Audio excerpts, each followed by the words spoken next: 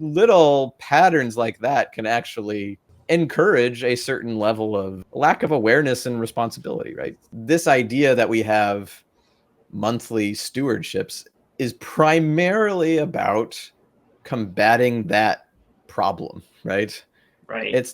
It's not primarily about we need to make sure all the cars are kept clean in an efficient way. But the more important thing is just having a system that puts in our heads, hey, you own this. Right. You know, when we all have shared cars, right? So I don't own any of the cars. No, I actually own all of the cars. All of the cars are my cars, right?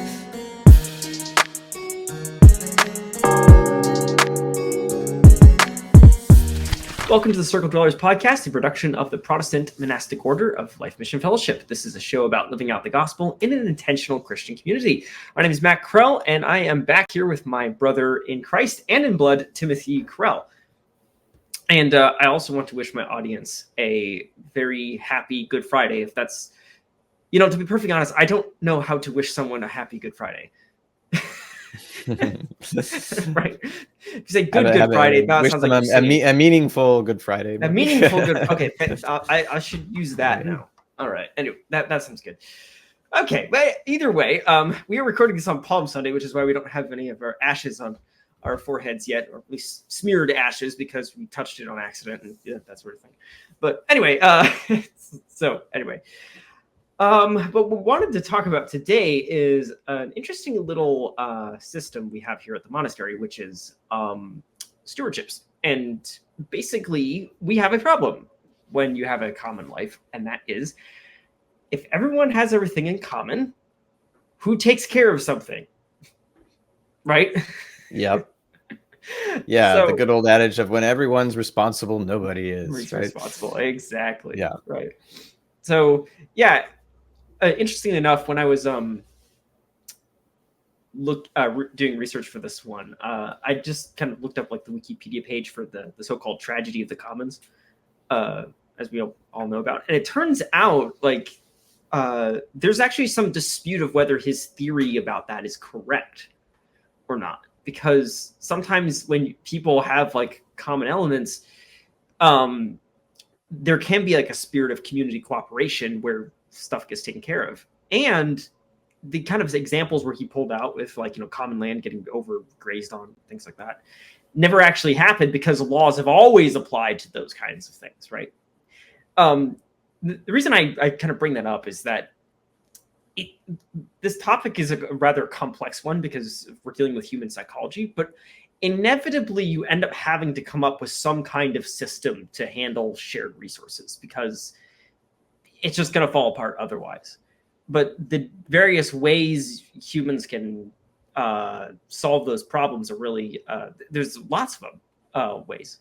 The way we do it is we're going to talk about today, which I think is quite good and useful, but obviously it's not the only way. And I would say too that something has to be done. Like you have to come up with a system. You can't just let things go to the wind either. So anyway, a little bit of a ramble there to get started. Yeah, here. We should probably let people know what we're talking about because they might. Yeah, because this is you still don't have any context. No context here. Yeah, so I'm so sorry. Yeah. So right, what we're talking about today, is our stewardships, right? Which is everyone has a monthly stewardship that they work on. We usually have a certain Saturday kind of dedicated, set aside to that time when we do those stewardships. And yeah, it's like glorified job duties, I guess, for all of us of different things that we maintain. And that's what Matt's saying about the shared resources and everything. But I don't really look at the stewardships there's obviously is a pragmatic goal of them, right? So the main areas in our stewardships that we maintain are our shared cars, which we've had another podcast episode about our shared cars, our public spaces, keeping them clean and tidy, and other grounds around the property and everything. But the main ones are some of the like public spaces and cars are the main ones that we handle during with stewardships. So those all need to be maintained at some point, right? Like the cars need to be cleaned, and the oil needs to be checked and all that kind of stuff. Different the offices, or like what Kate and I do, we do the meeting room where we hold our worship services. We dust that and clean that and everything. Those all need to be maintained at some point. But it, there's a lot of other things like that we don't have a specific stewardship day. There's just other people who handle that, right?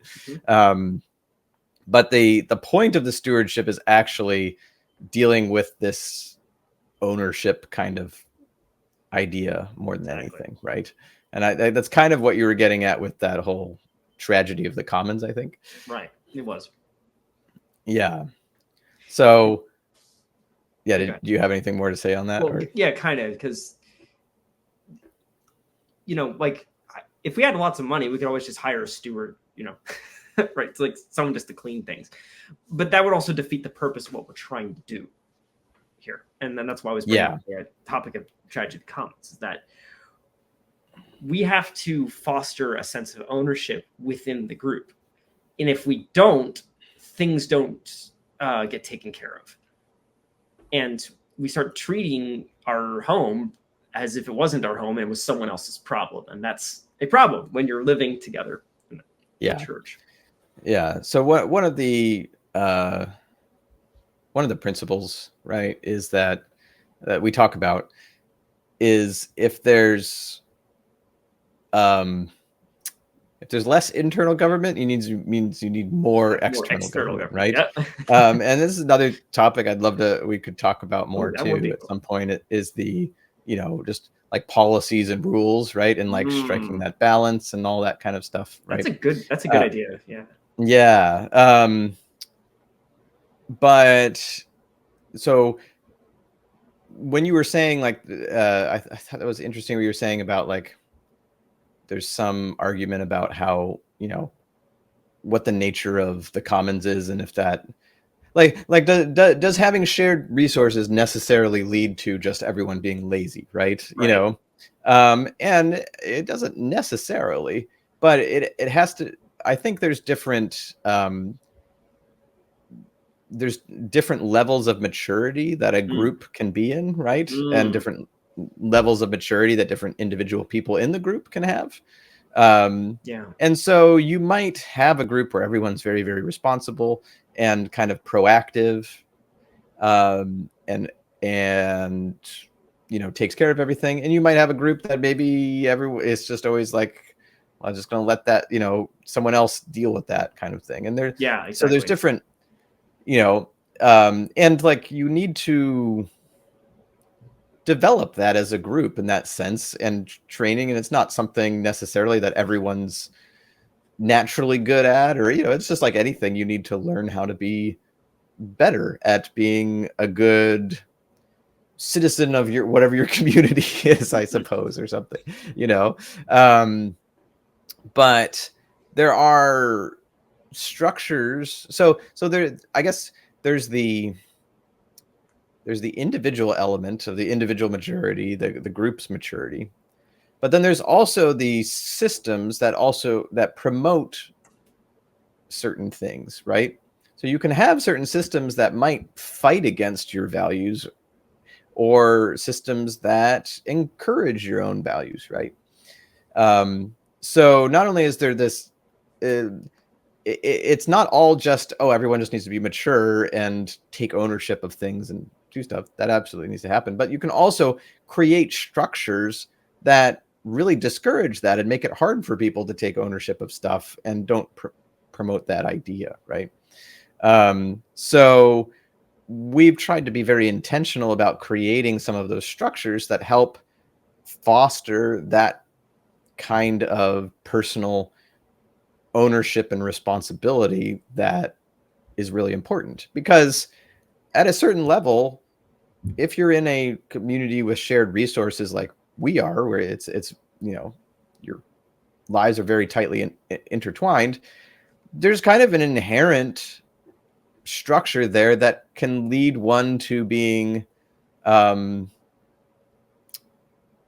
maybe lazy or less responsible, right? Because it's like everything's being taken care of by someone else. Someone else Exactly. cares about that. I'm just going to, um, say you're walking along the sidewalk and you accidentally kick some dirt up and it makes the sidewalk. Well, so, the sidewalks are always clean. I don't really care. And I might be more sloppy around that. Right. You can be in that kind of attitude, right? Or you're in the car and you just, leave some trash in there and don't clean it out when you're done because the car's always clean when I get in it, right? And even when I leave the trash in there, I come back a week later and the trash is gone, and because Just someone magic. cleaned It cleans itself just for no reason. magically, right? And so little patterns like that can actually encourage a certain level of laziness or just lack of awareness and responsibility, right? So this idea that we have monthly stewardships is primarily about combating that problem, right? Right. It's not primarily about we need to make sure all the cars are kept clean in an efficient way. It is doing that, and that's good. But the more important thing is just having a system that puts in our heads, hey, you own this. Right. When we all have shared cars, right? So I don't own any of the cars. No, I actually own all of the cars. All of the cars are my cars, right? And I need to treat them accordingly. I need to take responsibility for those. And so having this idea of that it's my responsibility to clean this car once a month helps keep that aware of, like, when I'm using even a car that isn't the one that I use, because we don't have them assigned to individual people, just like we talked about in another podcast. It's a pool of cars. We just grab whichever one is available. But because I know like once a month I have to clean that, it helps remind me, hey, don't treat this, I've heard someone say, the expression, don't be gentle, it's a rental, Have you ever heard that expression? I've not heard that. Yeah. Because like when you're renting the car, right? It's like, oh, you don't care. Like as long you might rev the car faster, be a little bit harder on it because you're not going to be using that for years and years, right? So like when you're in this kind of shared economy, that can kind of foster this, oh, well, I'm just renting everything. I don't need to worry, I don't need to be responsible. I don't need to take good care of it. So stewardships are specifically about that, helping, give us this idea that we need to take care of things ourselves. I'm hoping this doesn't get too political. It's not like directly political, but it might tick somebody off. But there's this interesting observation this philosopher I was reading once pointed out about trash and how you deal with trash. He pointed out that when we have like a service take care of taking out your trash in a small town or a village, what ends up happening is all that goes to a landfill and it causes all sorts of ecological problems, right? But how it used to be back in the day is that there was no system. Everyone took out their own trash. But what that did is that if you started piling up trash, well, your neighbors are going to get really irritated with you. And then you're going to suffer because now you have garbage everywhere, right? So it actually, ironically, encouraged people to be more organic about how they dealt with this stuff, right? Mm-hmm. So, that's in a secular context, right? Doesn't quite apply to how we do things because we're an intentional community. We're really living together. We're living the gospel out together. So we're sticking it out for the long haul. It's not like each individual family is just kind of living in proximity to each other, doing their own thing, right? So it's not exactly the same situation, but it's a similar principle going on. There needs to be way to foster group ownership of the resources that you're in. Otherwise, things are going to fall apart. You Yeah. can't just outsource that to somebody. Yeah, exactly. That's a great example. And like the issue is like there needs to be some. Okay. You need to be intentional about why you're doing things and make that part of the narrative structure of you doing them together, right? Yeah. Because especially like with your kids and stuff, like raising kids. We could do all these stewardships, right? And talk about it like the whole point of it is because we really need to keep the cars clean efficiently, Yes. right? Or something. Right. And that's true, of course. That's absolutely true. Like, you can't foster this by just like, oh, just dig a hole that it doesn't need to be done. Like, just do some busy work, right? Like that's Exactly. no, that's not going to that work. doesn't work, right? That has the opposite effect of what you would want, right? So it's not busy work, but that isn't the main point of it. Is just making sure that everything's done efficiently, right? But if you could easily think of it that way, right? And it actually wouldn't have the beneficial effect as much because you're not doing it in the spirit of, oh, I'm trying to, like there's a difference between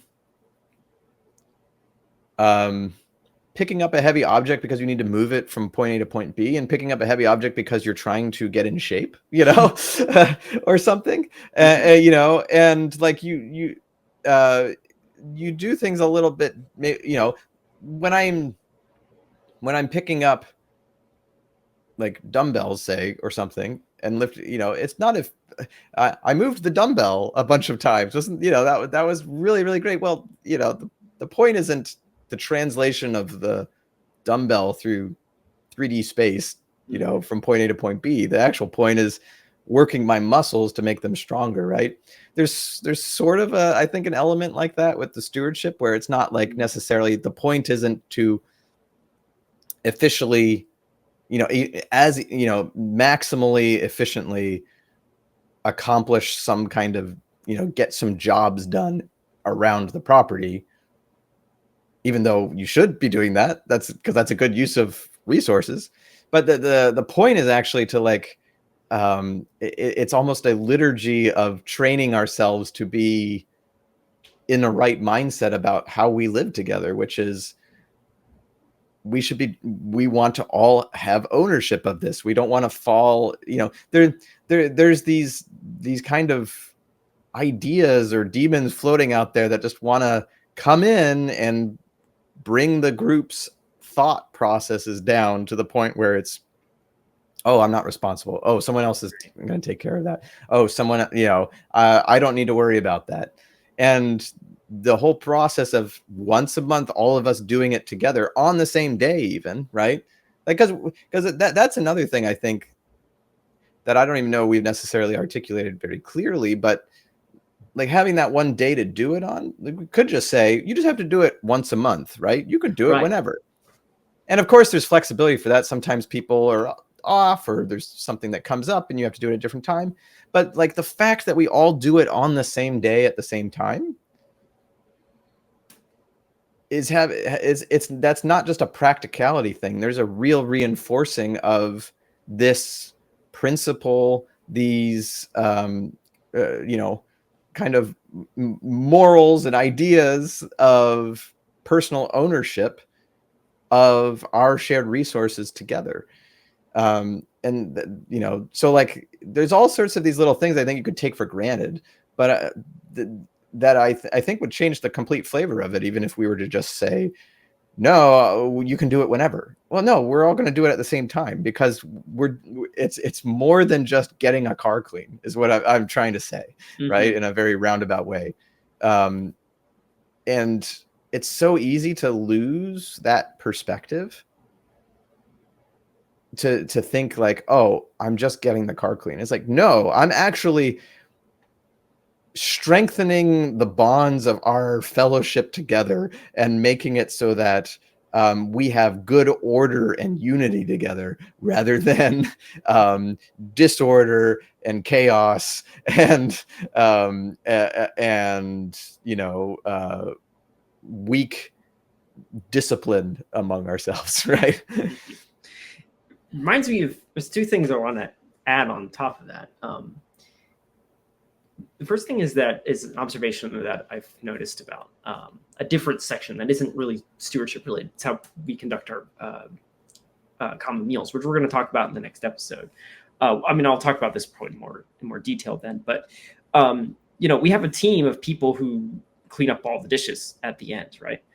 And I think at one point we did discuss, hey, maybe we could get like a dishwasher. And I think the end result of that was like it didn't economically make sense because of just the volume or something like that. But even if we did, I kind of think something would be lost, because that teamwork of cleaning everything up has the same effect of what you're talking about of fostering the group ownership, right?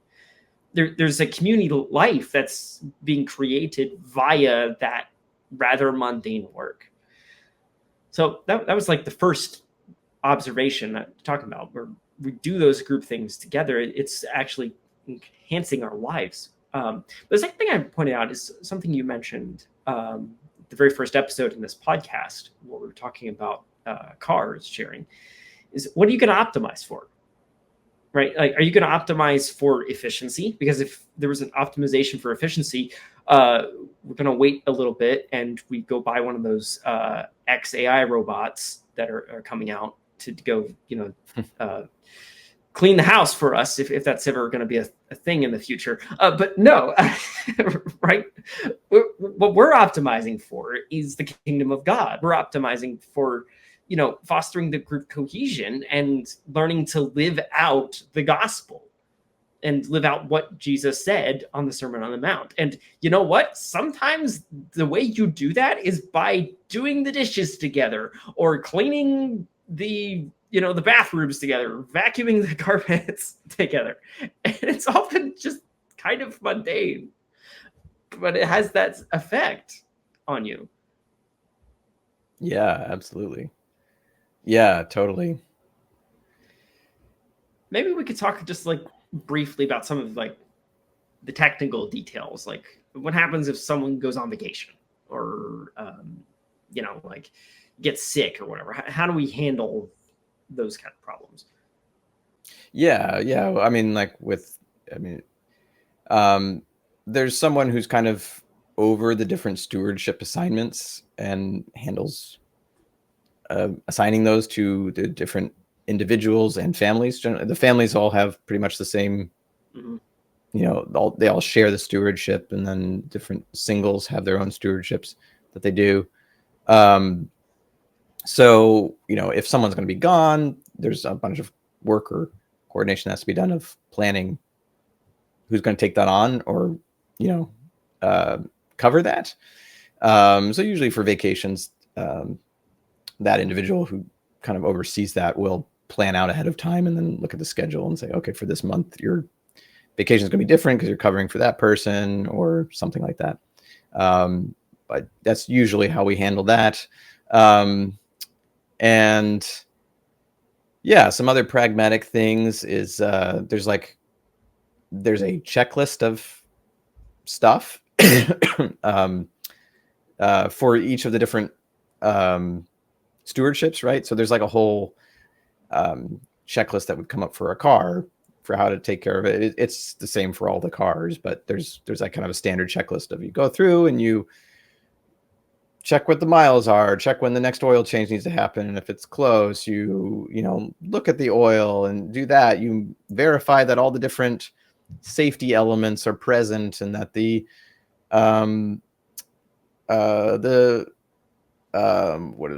medical kit is fully stocked, right? And that it hasn't been, because, right, if you're all sharing stuff and someone like they got a cut when they were out and needed to bandage themselves up or something, now the medical kit might be down that and not available for the next person. And, you could just use that. So you need a system to make sure that that's in stock, right? To make sure that there's tissues in the car, available, that all the tires have the right pressure, all those kind of things, and then clean it and all that too.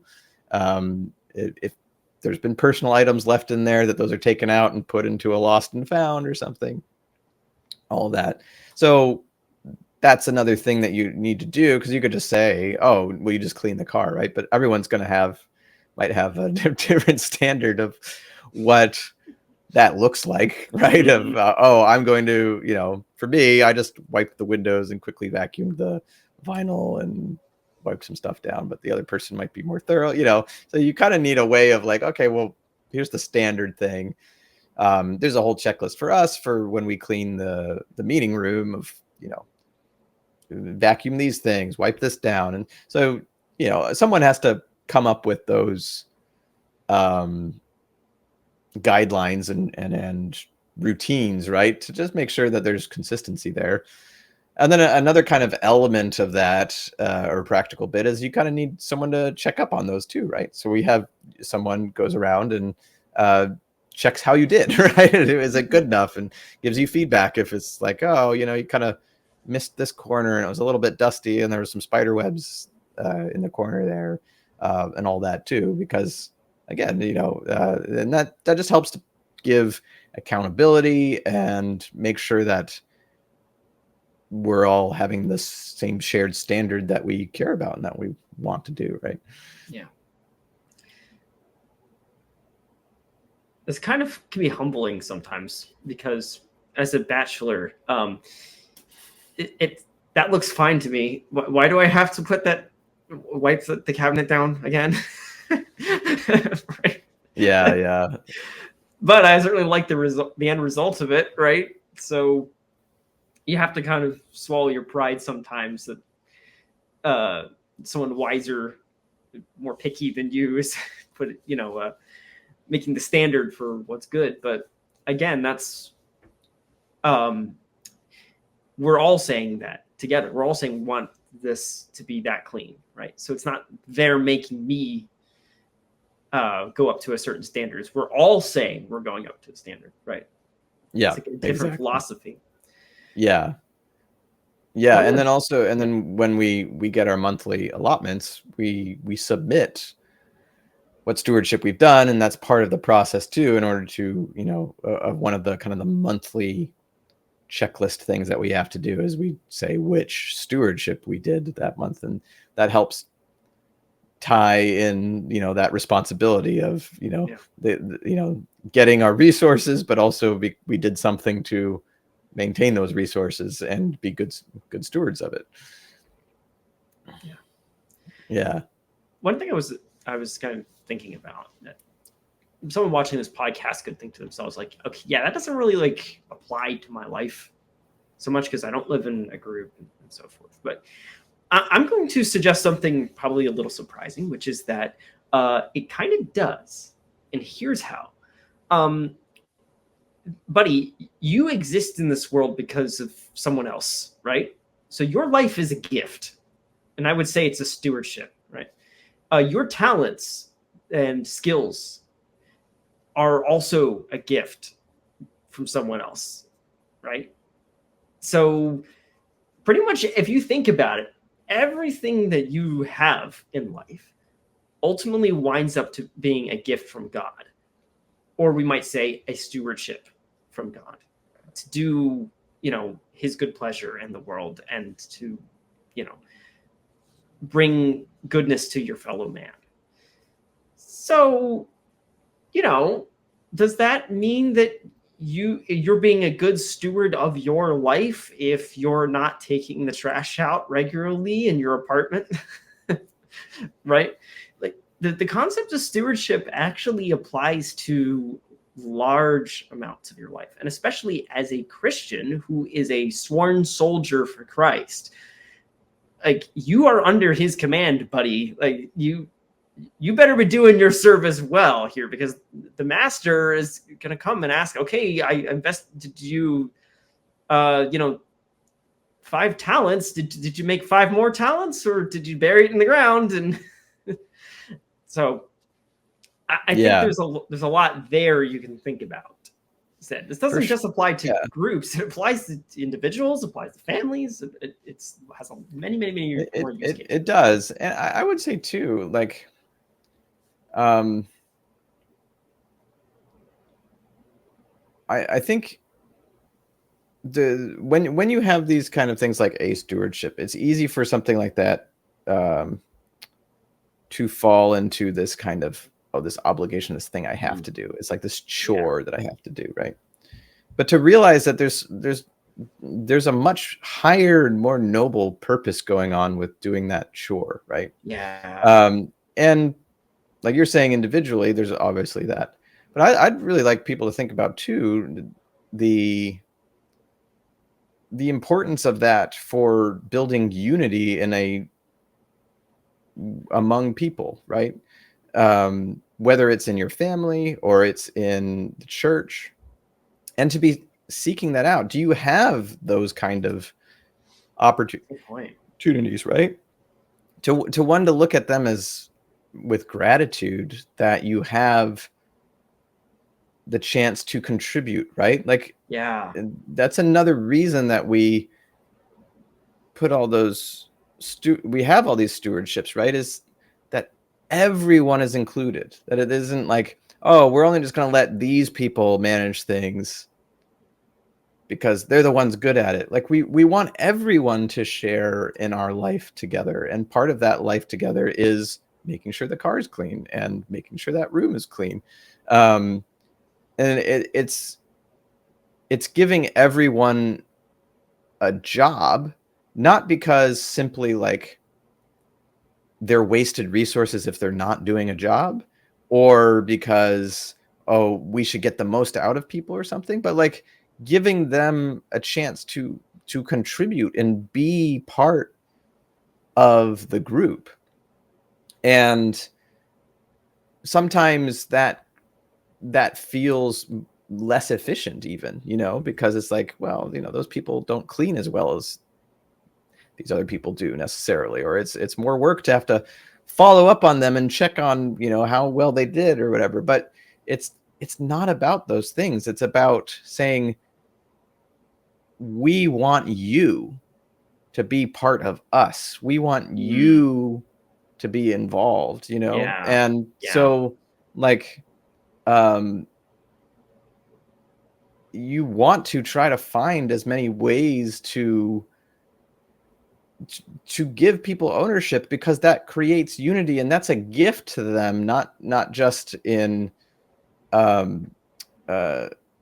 it's a gift to them of saying, hey, you're important to us enough that we want you to be doing some of the labor with us, right? And there's a I don't know any other way to articulate what's in my head other than saying that that's a gift that can be given to people, and that should be given. And like, if you're in a church setting, like, you want as many people in the church, you want all of them, absolutely all of them, involved in the processes of the church, because that's part of your life together, right? And it's not about like, oh, well, they're just like freeloading off of it or anything like that. It's actually about saying, we love you enough to be a part of even the mundane things, and to have ownership of us, right? And even the smallest level of just keeping the car clean or something. And I think you want to be, especially in this era that we as humans live in, you want to be finding as many of those ways as possible, because everything in the world is pushing back against the other way, which is, the God of comfort and convenience, and the God of autonomy and individualism. And so you want to keep smelling out and like, am I, how far over on that spectrum am I in the autonomous, individual, efficient? Maybe I need to bind myself with more people by having more job duties of the things I do, and be looking at that and being unsatisfied if you find that you don't have a lot of those kind of responsibilities. Having more of those responsibilities, even in simple things like that of cleaning the car, is a good indicator that you are living as God calls us to live in the church, of being closely knit and caring for your brother and sister in Christ in a way that is truly meaningful and not just superficial, you know? Yeah. And to remember, God was a gardener, right? He brought order out of the chaos, and he planted a space to put people in and be beautiful. And right. And yeah, he had Adam and Eve take over the job once they came on the scene, right? Right. So, you know, our stewardship is us tending God's garden, ultimately. Yes. And I think that puts things in perspective about what we're supposed to be doing here. Yeah. But and that garden isn't, it's about the relationships of all the people there, right? That those relationships are the garden. One of the ways we do that is by doing the dishes, right? You know, like all those really mundane things. That's how we tend that garden of relationships and how to be a people. I think that's something we don't really hear talking about as much as just how to be a Christian yourself. But how do you be a people? How do you be a group of Christians together? And that's really what most of the Gospels, I mean, the New Testament is talking about. He's not writing to pretty much the individual people as much. A lot of those, the majority of those letters are actually to groups of people. Yes. Right. About how to be a group of people together. Yeah. And so, do some job duties together, because that's how you do it. Well, I hope you found this discussion interesting, and hope it's inspired you to find ways you can foster unity within your own group and do things together. Anyway, I know we've gotten a lot of life out of it, so I hope that's interesting to you all. Anyway, okay, cringy plug time. Hit this like button, go scroll down a little bit on your phone and type literally anything into the comments that would be passable for a comment. We'll be happy and we'll read it, definitely. And also, if you're on a podcast app, there should be some kind of star-like shape. I want you to touch that and add 5 of them, please. That would be really great. Thank you. But I don't know what platform you're doing it on, but most platforms seem to follow those patterns. So thank you. I gotta spice things up here, Tim. All right. Yeah, we need to work on maybe a better sign out. Better send off. Yeah. Yes, it's not so threatening. I don't know. Whatever. But subscribe. We appreciate you watching through all this and hearing us talk about our lives together. And thank you so much for your attention. Yes, God bless your day. Yeah, God bless.